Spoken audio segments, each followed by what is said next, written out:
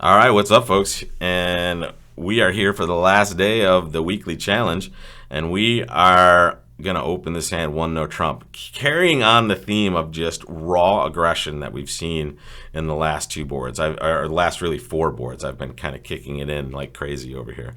This is an interesting auction. We have a Stayman auction, and here, in a real sense, if we know partner has a 4-card major, we would always correct to spades. But this is that one auction where we bid Stayman and then 2-no, where partner does not have to have a 4-card major. So here we do not correct to spades. Because we don't know we're correcting to a fit. And that is a leak in the agreement system of the robot, and it's a leak that a lot of you have on your own card. If you need Stayman to make your invitational bid, you now are giving away that position where you've guaranteed a 4-card major. I have the expert standard minor suit transfer system I just did a class on. I will leave that in the link for you guys to take a look at. It is the preferred method, and it gives you the best of all worlds transfer-wise. And this is an easy hand to play, folks. We are going to get rid of our losers as they run their diamonds, and then we will start winning tricks. Look at, they set up our hearts over there. And we will see, and we're going to play hearts first, low to the 10, and then back to our hand. All we're going to look for is that big spade on her, and if we don't see, in fact, sorry, we can claim. We're going to pitch that 7 of clubs on the queen of hearts. And let that be a lesson to you, folks. When they're running a suit and they're doing well, don't worry about it. They're going to let you in at some point, and you're going to take tricks that you have left. And at that point, you had 8 tricks left. You were sitting pretty. Here, last chance to excel. We open a club, partner bids a spade, we give them just 2 spades. And here is why we do it. In a best hand tournament, we might think, hey, we only have 13, partner doesn't have, they could have quite a bit of shape here. So we always give that 1 raise, unless you're sitting over here with like an 11 count and partner's a passed hand, right? Now you can pass partner's 1 bid. Here, you would never do that, and we are sitting in a really nice contract here. Take a look, folks. We're going to win this queen of hearts. We're going to draw 1 round of trump, playing low to the side that has 2 honors. We're guarding against a bad break here. And now we're going to win our king of spades. And now take a look, folks. No pitch is really going to do us any good. So I'm going to try to sneak a club in. I'm going to play the queen. And now we get to pitch a club. Check this out.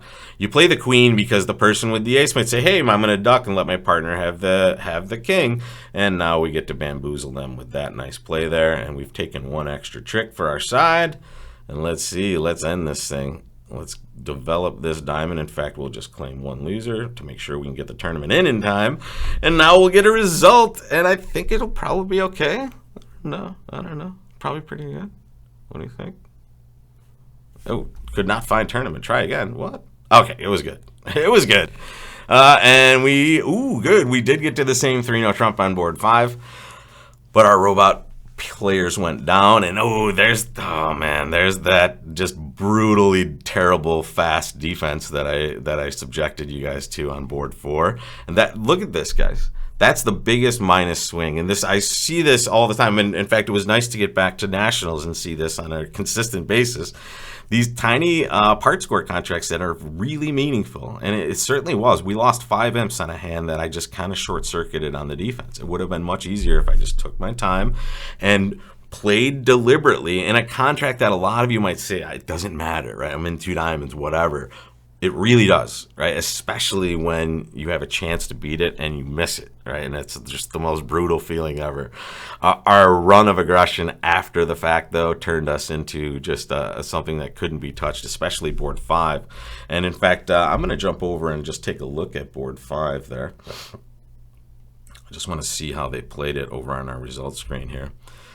So here's our table, and we just this is where we end played, or really we just ended up taking an extra spade trick, and I want to show you where this happened. Right? We just played a spade, and it actually happened right there. They set up our spade over there, but even if they didn't, let's say that instead of playing this 6 of spades, let's say they actually played a low spade and they kept the 6. It really wouldn't make a huge difference, because at some point they would just pitch down, and they would want to keep their winners, right? So they would pitch that club at some point, and then we would just throw them in, right?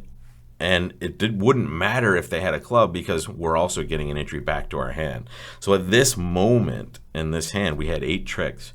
We just have to recognize we need one more, right? When we exit, we can just throw away a loser. And here we threw away the ace of clubs because we were certain that the opponent had these 2 cards left, right?